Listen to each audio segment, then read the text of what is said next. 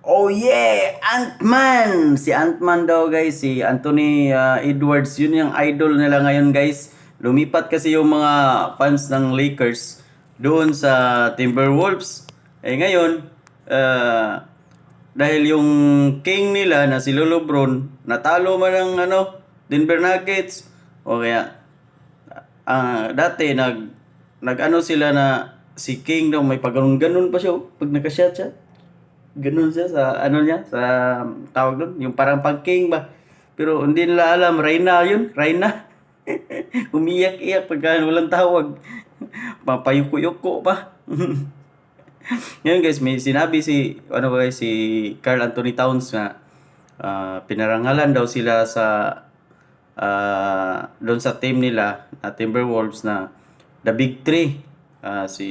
Sila daw tatlo na malalaki, si Edwards, Towns, tsaka si yung isa, yung 7-footer. Ang sagot naman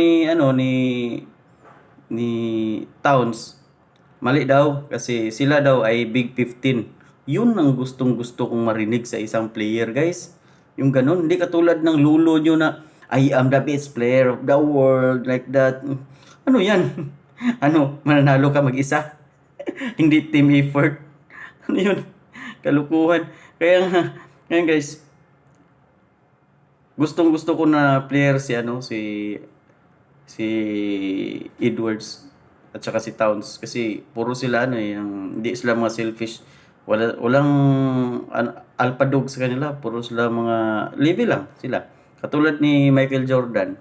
Oh, dati yung mga supporters ni LeBron sabi mas magaling daw si LeBron kay Jordan, ganito ganyan kasi ngayon yung anak ni Jordan na si Edward, yun ang iniidolo nila kasi natalo yung bakla nilang idol doon sa sa Denver.